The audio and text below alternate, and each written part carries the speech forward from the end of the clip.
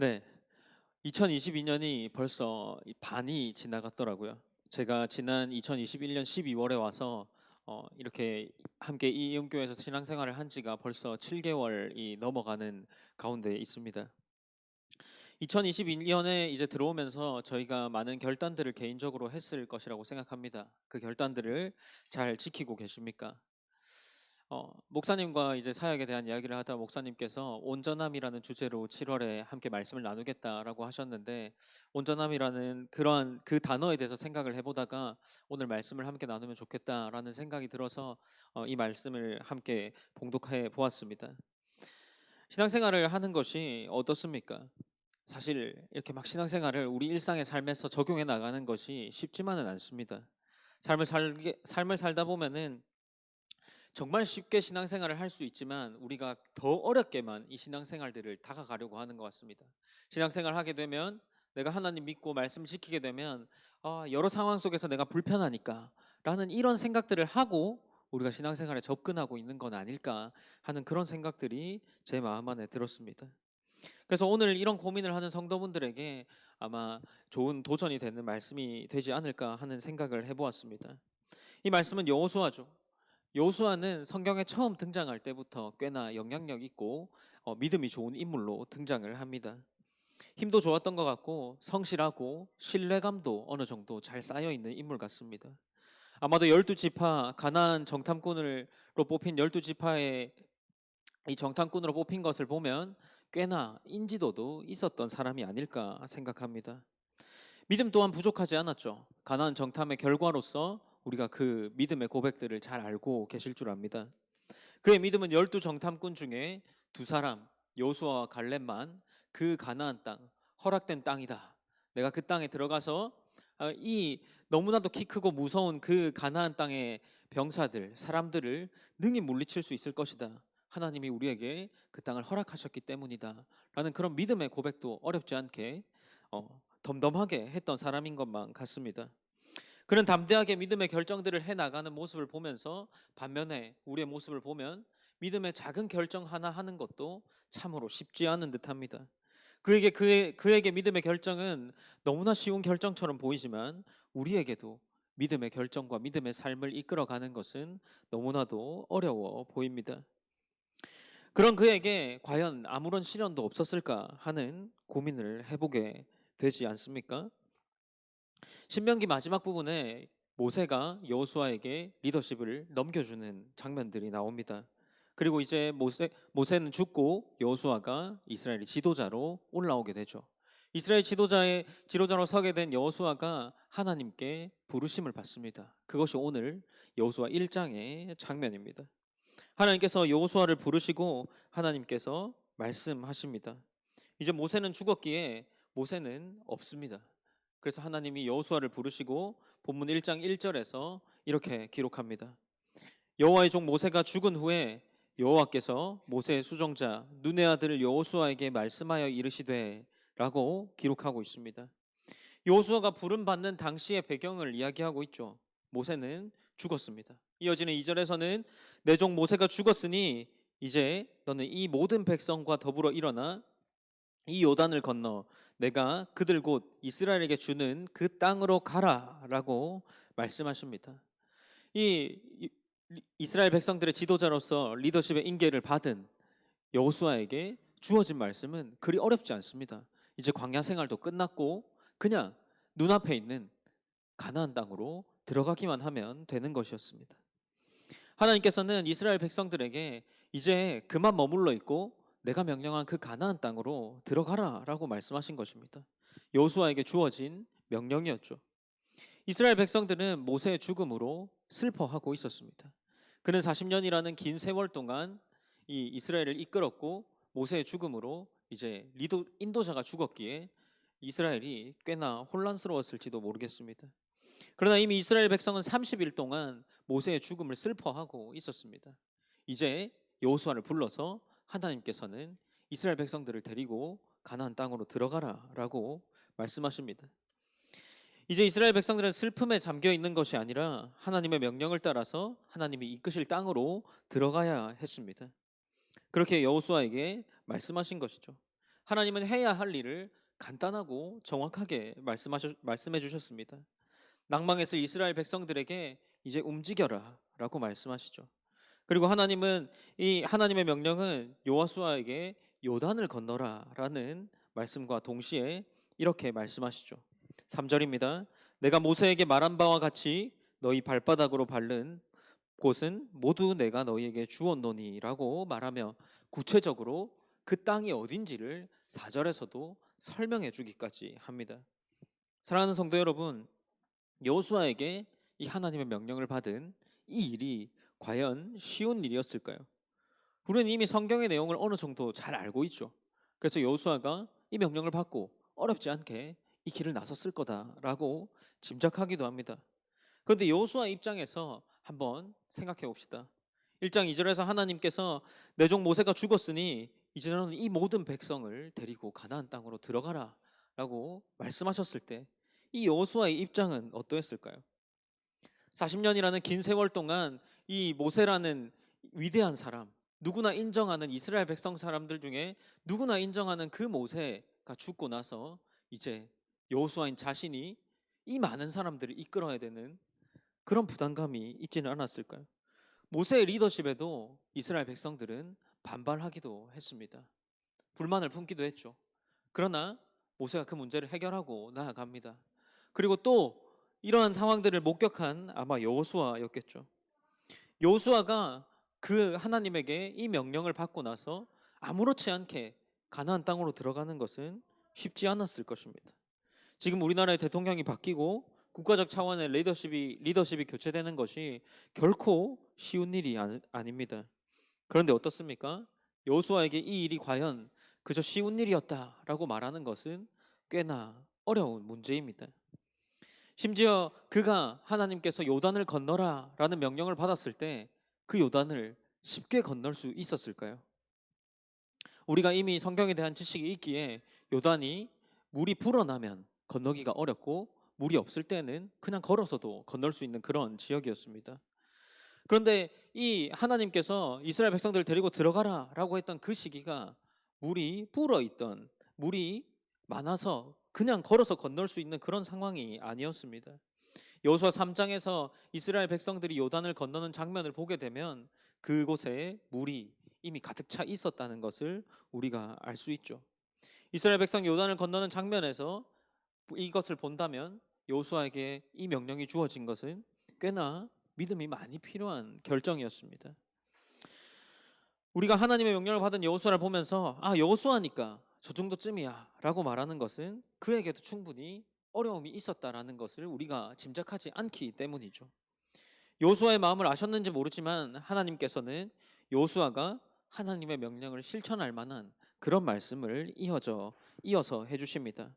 하나님께서 5절에서는 여호수아를 향해서 이렇게 말씀하십니다. 내 평생에 너를 능히 대적할 자가 없으리니 내가 모세와 함께 있었던 것 같이 너와 함께 있을 것임이니라.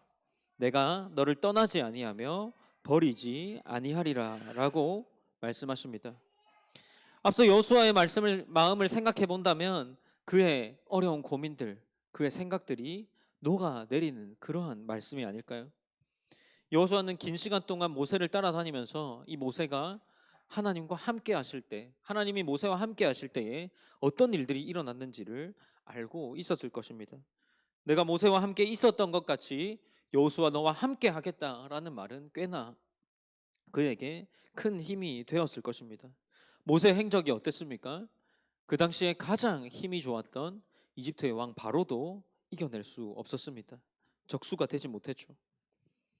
그리고 수많은 혼란 가운데에 이스라엘 그 광야 속에서의 많은 일어나는 반란들 가운데에서도 모세는 하나님을 의지하며 문제들을 해결해 나간 것을 여호수아가 보았을 것입니다. 그런 모세와 함께했던 하나님이 여호수아 자신에게 내가 너와 함께하리라라고 말한 것은 힘이 되었겠죠. 좀 더 적극적으로 말한다면 우리 공동 번역이라는 성경에서는 이 부분을 이렇게 번역합니다. 내 평생에 아무도 너의 앞길을 막지 못할 것이다 라고 이렇게 번역하기도 합니다.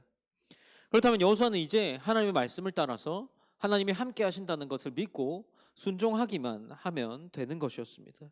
그런데 이제 하나님께서 여호수아를 격려하시면서 말을 조금 더 붙여 나가십니다. 그것이 6절 말씀이죠. 6절에서는 하나님께서 여호수아를 향하여서 이렇게 말씀하십니다. 강하고 담대하라. 너는 내가 그들의 조상에게 맹세하게 하여 그들에게 주리라 한 땅을 이 백성에게 차지하게 하리라라고 말씀하십니다. 강하고 담대하라라고 말하는 것이죠. 여호수아는 강하고 담대하게 하나님을 따라가기만 하면 되는 것이었습니다. 여호수아는 그저 이 말씀을 붙잡고 자신의 앞에 리더였던 모세처럼 하나님을 따라가기만 하면 되는 것이었습니다. 정말 여호수아는 이제 하나님의 명령을 따라서 그 땅을 차지하기만 하면 되는 것입니다. 하나님의 미래에 대한 불안함을 두려움에서 용기로 바꾸어 주시고자 하시죠. 그리고 이 강하고 담대하라 라는 말에 이어서 또 한 번 하나님께서 그 말씀을 이어가십니다. 그 말씀이 또 똑같은 말씀입니다. 7절에서는 다시 하나님께서 오직 강하고 담대하여 라고 말씀하십니다. 하나님은 여호수아에게 다시금 강하고 담대하라 라고 말씀하십니다. 그리고 이번에는 율법을 다 지켜 행하고 좌로나 우로나 치우치지 말아라 라고 말씀하시죠. 그리고 율법책을 묵상하라 라고 말씀하십니다. 6절에서도 여호수아에게 하나님은 강하고 담대하라 라고 말씀하시고 7절에서도 하나님은 오직 강하고 담대하여 라고 그를 격려하십니다. 그런데 이 두 번의 말씀으로도 부족했던 것일까요? 하나님은 다시금 9절에서 또 한 번 여호수아를 부르시고 강하고 담대하라 라고 말씀하십니다. 어디로 가든지 내가 너와 함께 하겠다 하나님께서 강조하시죠. 6절에서 등장하고 7절에서 등장하고 또다시 9절에서 강하고 담대하라 라고 말씀하십니다. 정말 여호수아는 이제 강하고 담대하기만 하면 되었을까요? 그저 하나님을 이 명령했으니까 난 용기를 가지고 그 땅에 들어가기만 하면 되는 것이었을까요? 6절과 9절에서는 하나님이 용기를 내어라 라고 말하는 것 같습니다. 그런데 7에서 8절에서 오직 강하고 담대하여 라고 말하면서 하나님께서 이어나가시는 말씀은 조금의 다른 뉘앙스를 가지고 있는 듯합니다.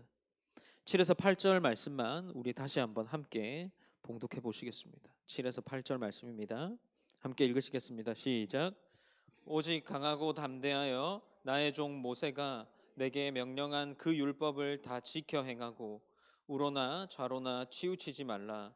그리하면 어디로 가든지 형통하리니 이 율법책을 내 입에서 떠나지 말게 하며 주야로 그것을 묵상하여 그 안에 기록된 대로 다 지켜 행하라. 그리하면 내 길이 평탄하게 될 것이며 내가 형통하리라. 아멘. 하나님은 단순히 용기만 내어서 그 가나안 땅으로 들어가라라고 말씀하지 않습니다. 더 중요한 것이 있음을 말하고 있는 것이죠. 하나님께서 여호수아에게 세상을 사는 강하고 담대함을 명령하는 동시에 또 한 가지의 담대함을 요구하고 계시는 것입니다. 이는 바로 율법을 지키는 일에 있어서 강하고 담대하라라는 것입니다. 그에게 필요한 것은 단순히 그 땅에 들어가는 강하고 담대함, 두려움을 물리치고 용기를 가지고 이스라엘 백성들을 이끌고 가나안 땅으로 들어가는 담대함과 더불어서 열정적으로 율법을 지키겠다는 그 의지와 각오인 것이죠. 이 부분을 조금 더 자세히 살펴보면 어떻습니까? 하나님께서 여호수아에게 강하고 담대하라라고 말씀하시면서 단순히 용기 내어라라고 말하지 않고 율법을 지키는 것, 그 강하고 담대하게 율법을 지키는 것이 무엇인지를 설명하고 있는 것입니다.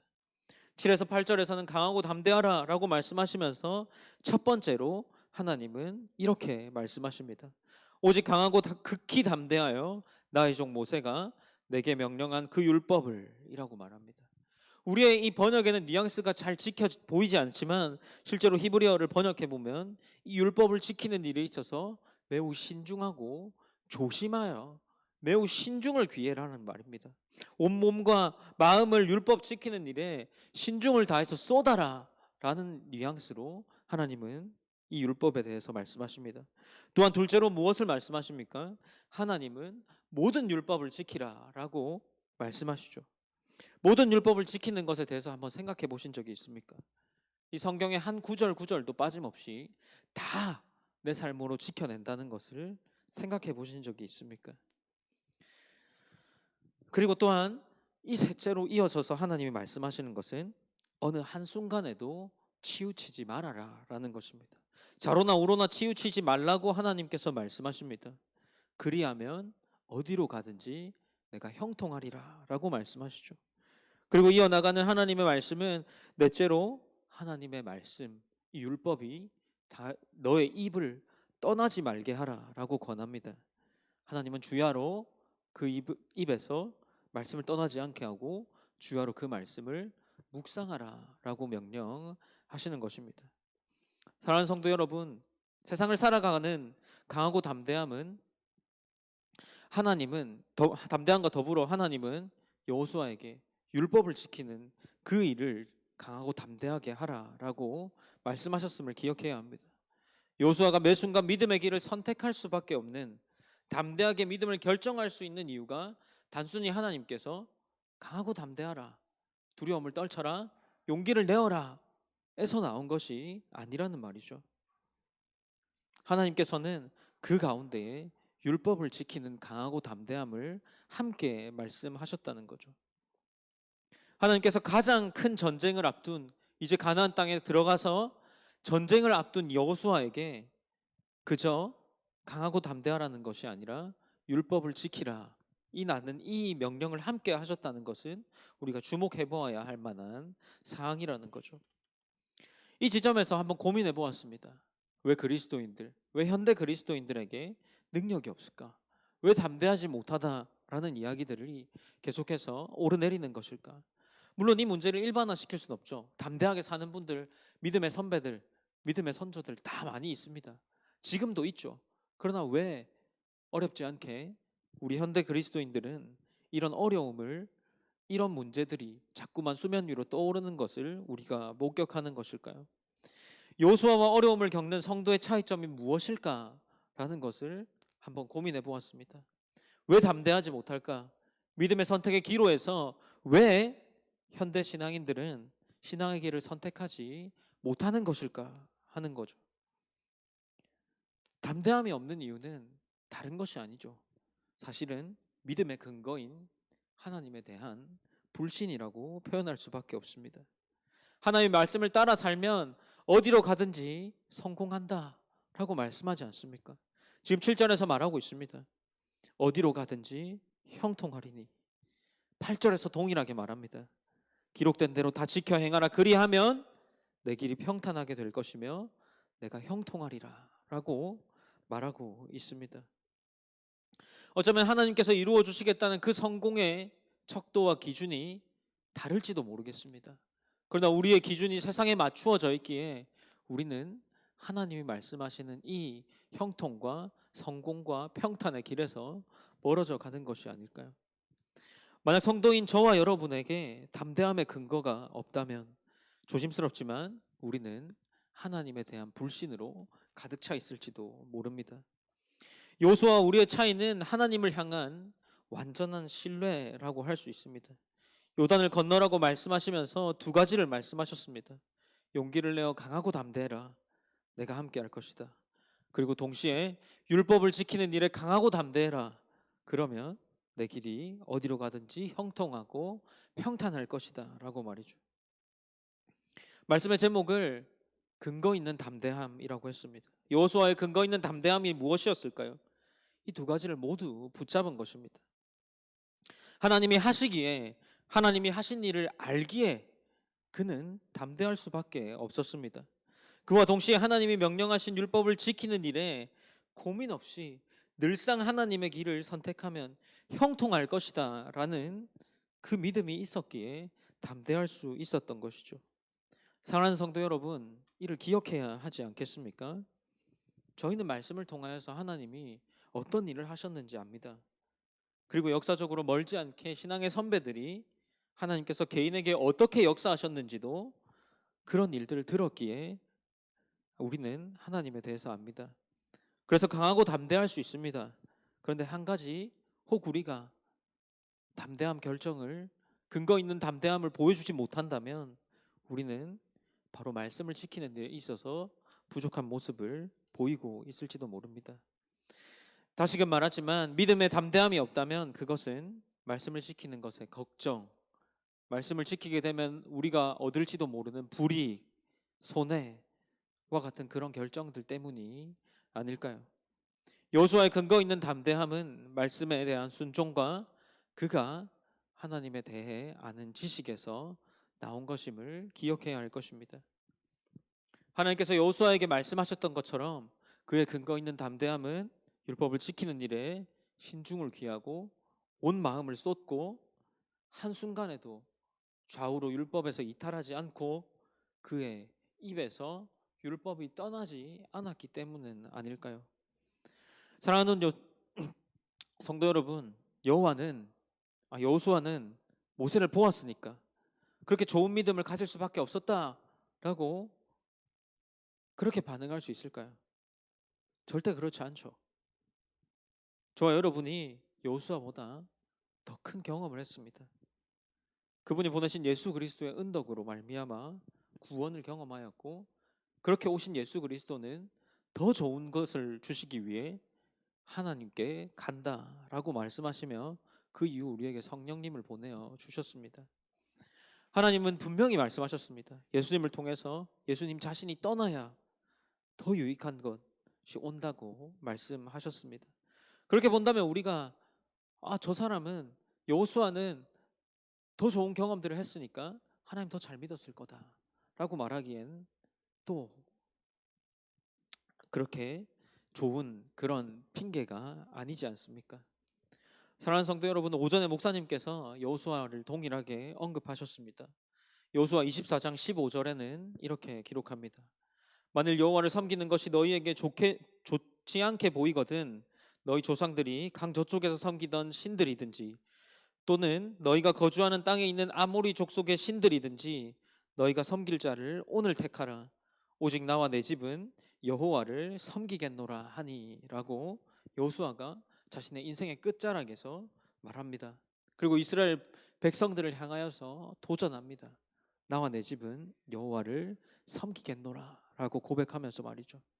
그의 인생 끝까지 담대할 수 있었던 이유는 그가 말씀을 붙잡고 담대함으로 하나님의 말씀의 길을 선택해 나갔기 때문이죠.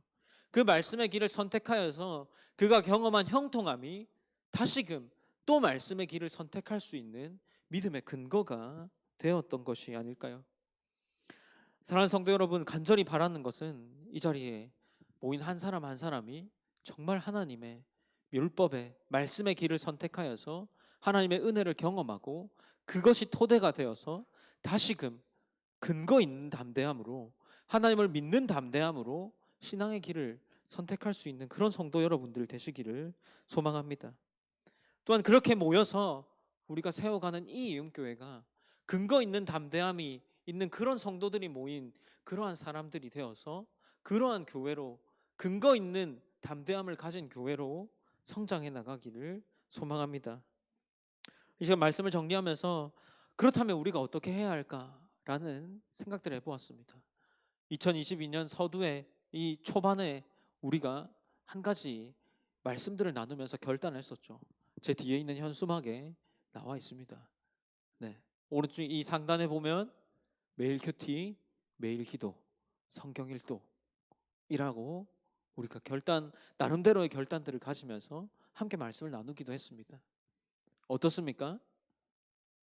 말씀과 여전히 가까워 있습니까? 아니면 우리 기억 속에 어느샌가 매일 성경, 매일 큐티는 잊혀지고 그저 하던 매일의 습관들이 우리를 다시금 그저 습관에 자리 잡고 있게 하지 않습니까? 우리가 다시 붙잡아야 할 것은 우리가 정말 여호수아와 같은 그리고 수많은 성경의 인물들과 선배들이 보여준 그러한 삶을 살기 위해서는 우리가 근거 있는 담대함을 가지기 위해서는 우리에게 반드시 요구되는 것이 말씀에 대한 사모함과 말씀을 이해하고 하나님께서 이 말씀을 우리에게 무엇이라고 여기고 가르치고 있는지를 알아야 하는 것이죠. 그래야 말씀을 알아야 우리가 순종할 게 있죠. 말씀을 모르는데 우리가 순종할 게 어디 있겠습니까? 말씀을 제대로 알지 못하는데 내 삶 속에서 어떻게 신앙의 길을 선택할 수 있겠습니까? 우리가 이 부분을 기억해야 합니다. 간절히 원하는 것은 앞서 말했던 것처럼 우리가 근거 있는 담대함을 가지고 말씀의 길을 선택해서 더 굳건한 근거를 가지고 또 말씀을 선택하는 그런 성도, 그런 교회가 되기를 소망합니다. 우리가 이 시간 함께 기도하기를 원합니다. 우리 기도하기에 앞서서 우리 오전에 찬양했던 온 마음 다해 한번 다시금 고백했으면 좋겠습니다. 네, 우리 시간 말씀을 기억하면서 함께 교회를 위해서, 우리 자신을 위해서 기도하길 원합니다. 하나님, 근거 있는 담대함, 여호수아가 근거 있는 담대함을 가질 수 있었던 이유는 그가 말씀을 붙잡았기 때문입니다. 하나님이 그저 네가 두려움을 벗어나서 용기를 내어라 라고만 말씀하시지 않았습니다. 오직 강하고 담대하여 율법을 지키라. 네가 그것을 주야로 묵상하고 좌로나 우로나 치우치지 말라. 네가 그것을 모든 율법을 지켜봐라. 내가 그리하면 너를 형통하게 할 것이고 너의 길을 평탄하게 할 것이다. 하나님 그렇게 여호수아에게 말씀하셨습니다. 그로 말미암아 여호수아는 계속해서 경험했을 것입니다. 내가 믿음의 길을 선택할 때마다 하나님이 정말 나를 형통의 길로 인도하시는구나. 내가 믿음의 길을 선택할 때마다 하나님 나를 정말 평탄한 길로 인도하시는구나 라고 그렇게 그의 믿음이 점점 더 성장해 나갔을 것입니다. 그렇기에 그는 근거 있는 선택으로, 근거 있는 담대함으로 믿음의 길을 어렵지 않게 선택해 나갔을 것입니다. 우리가 이 시간 기도할 때에 하나님, 내 자신이 하나님 말씀을 지키고 하나님 말씀을 더 깊이 알아감으로 하나님 나에게도 하나님이라는 그 근거, 하나님 나의 믿음이라는 그 근거 있는 분이 나의 삶을 주관하여 달라고, 우리 그렇게 인도하여 달라고 우리 그렇게 기도하시고, 그와 동시에 우리 이 이음교회가 하나님 그러한 성도들이 모여서 하나님의 근거 있는 사역, 하나님 우리가 사역하는 모든 사역들이 하나님께 담대함으로 나아갈 수 있는 그런 믿음의 사역들 될 수 있기 원합니다. 우리 자신을 위해서, 교회를 위해서 우리 한번 기도하시기 원합니다. 기도하시겠습니다.